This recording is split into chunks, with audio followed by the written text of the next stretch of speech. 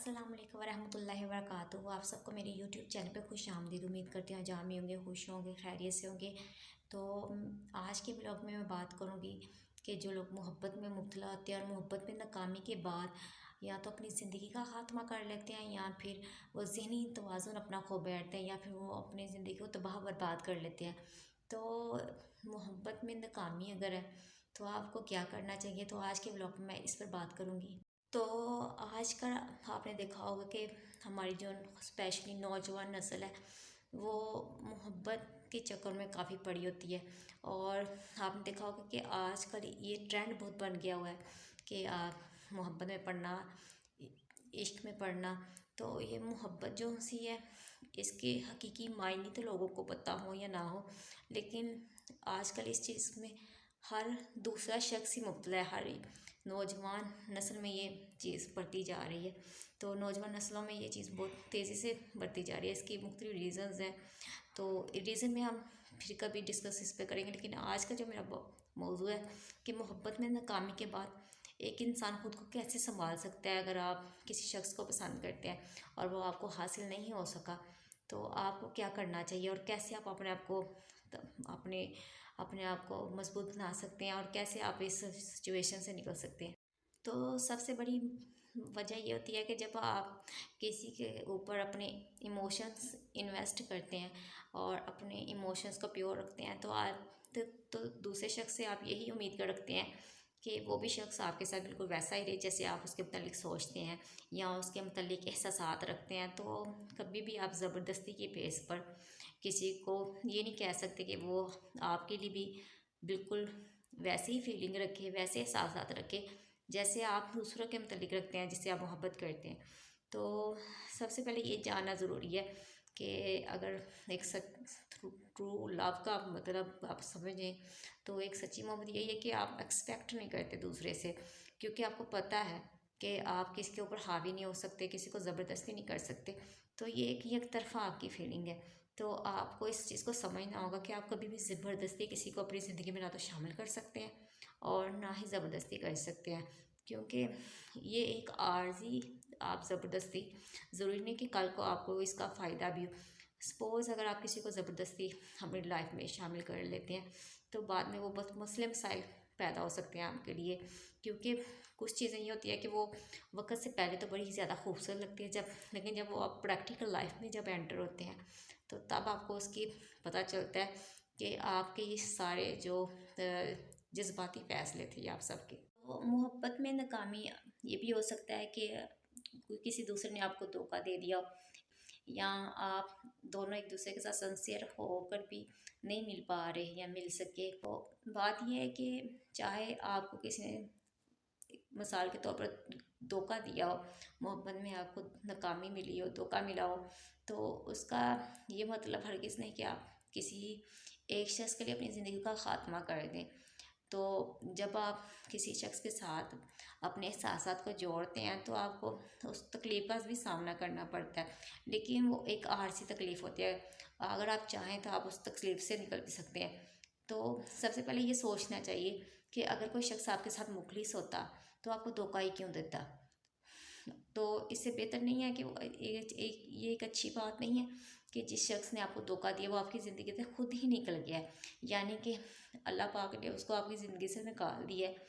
तो इसकी मसलियत को समझिए कि अगर वो शख्स आपको हासिल हो जाता और उसके बाद आपकी ज़िंदगी तबाह हो जाती या उसके साथ आपकी ना बनती, क्योंकि पहले जो इंसान की एक्सपेक्टेशंस होती है बहुत हाई होती है, लेकिन जब इंसान प्रैक्टिकल लाइफ में जाता है, हकीकी ज़िंदगी की तरफ जाता है, जब प्रैक्टिकल लाइफ में जब जाएगा, तो तब उसको पता चलता है कि कुछ चीज़ें जो उसके जज्बाती फ़ैसले थे वो उसके किस कदर ख़राब थे, या वो जज्बाती फ़ैसले उसके लिए कितने नुकसानदायक थे। और दूसरे नंबर पर ये बात है कि अगर आपके साथ आप दोनों एक दूसरे के साथ मुखलिस थे, जिससे आप मोहब्बत करते हैं वो भी आपके साथ मुखलिस था, लेकिन फिर भी आप मिल नहीं सके, तो इसकी एक ये भी वजह है कि ज़रूरी नहीं कि दो परफेक्ट लोग आपस में मिलें। ये भी हो सकता है कि वो कभी मिल ही ना पाएँ और उनके अलग-अलग हो जाए या उनका ताल्लुक़ ख़त्म हो जाए। तो इसका हरगिज़ मतलब ये नहीं है कि आप अपनी ज़िंदगी को वहीं पर स्ट्रक कर लें या ख़त्म कर लें। और ज़िंदगी का मकसद ही यही है कि आप आगे बढ़ते जाएं और एक चीज़ पर स्टक ना रहें, और एक ताल्लुक़ को एक अच्छे मोड़ पर ख़त्म करें, ना कि अपने लिए तकलीफ़ बनाएं, ना दूसरों के लिए तकलीफ़ बनाएं। तो एक ये चीज़ भी समझने की ज़रूरत है कि हर ताल्लुक़ में इख्तिलाफ़ात भी आते हैं, उसमें अच्छे लम्हात भी आते हैं और बुरे लम्हात भी आते हैं। तो ज़रूरी नहीं कि जिस शख्स के साथ आपकी पसंद की शादी हो जाए तो उसके बाद आपके या उसके साथ इख्तिलाफ़ात नहीं होंगे। हर ताल्लुक़ में इख्तिलाफ़ात होते हैं, लेकिन चूँकि हमारा दिमाग इस चीज़ को एक्सेप्ट नहीं करता कि जो आपके से बिछड़ जाता है, आप उसको ये सोचते हैं कि अगर वो मुझे मिल जाता तो मेरी लाइफ बड़ी खूबसूरत हो जाती, बड़ी अच्छी हो जाती। तो ऐसा बिल्कुल नहीं होता। हर ताल्लुक़ में अप्स एंड डाउन्स लाज़मी आते हैं, चाहे आप अरेंज मैरिज में हो या आप किसी से मोहब्बत में मुबतला और उससे आपकी शादी हो जाए, तो हर ताल्लुक़ में इख्तिलाफ़ात भी होते हैं। तो इसका मतलब ये नहीं कि आपकी जिससे पसंदगी की या पसंद की शादी होगी या जिसे आप पसंद करते हैं उससे आपके कभी इख्तिलाफ़ात ही नहीं होने थे, या अगर आपको वो मिल जाता तो आपकी लाइफ बड़ी अच्छी गुजरती।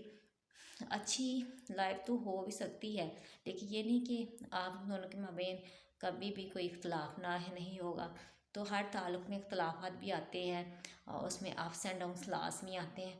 तो ज़िंदगी में एक चीज़ के ऊपर रुकना नहीं चाहिए और उसको अल्लाह की रज़ा के लिए अपनी ज़िंदगी का अल्लाह के फ़ैसला समझकर, अल्लाह का एक बेहतर फ़ैसला समझकर अपनी ज़िंदगी को आगे बढ़ाते रहना चाहिए।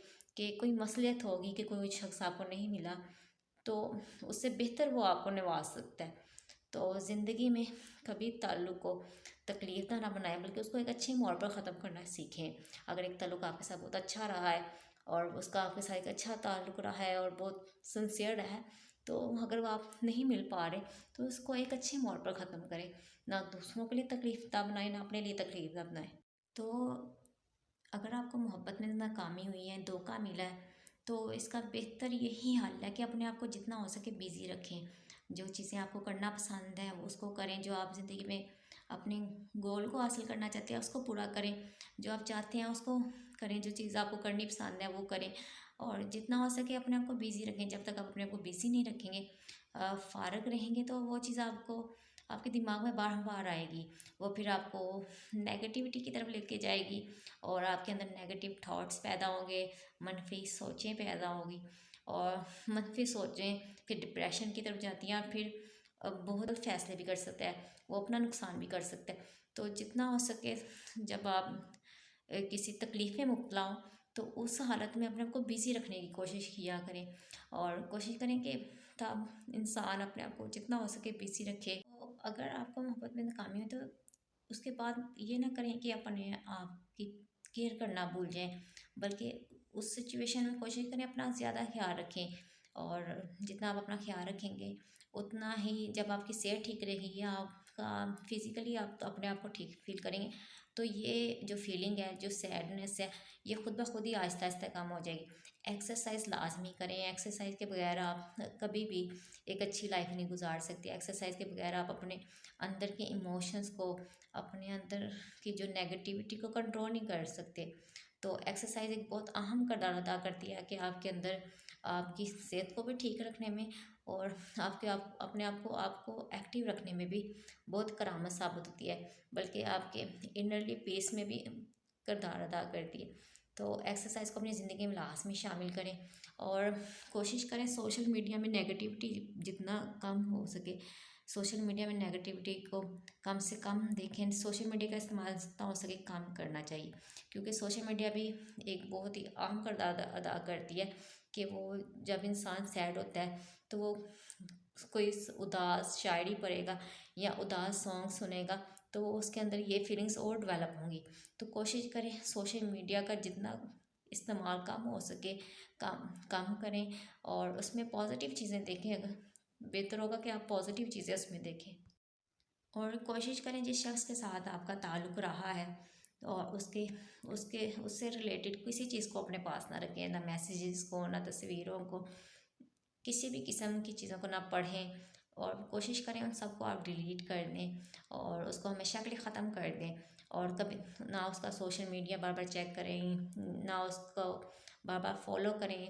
तो बेहतर ये है कि आप उसकी उससे जुड़ी हर चीज़ को ख़त्म कर दें।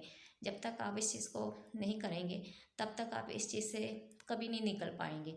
तो बेहतर है कि जिस शख्स के साथ आपका ताल्लुक़ रहा है और वो ख़त्म हो गया है, तो उसको उससे जुड़ी हर याद को ख़त्म कर दें, उससे जुड़ी हर चीज़ को ख़त्म कर दें। तो ये भी आपको उस चीज़ से निकलने में मदद देगी कि आपके अंदर जो सैडनेस है या दुख है वो ख़त्म हो जाएगा। तो ये था मेरा आज का व्लॉग। इंशाल्लाह नेक्स्ट नए व्लॉग के साथ फिर हाजिर होंगी। तब तक के लिए अल्लाह हाफिज़।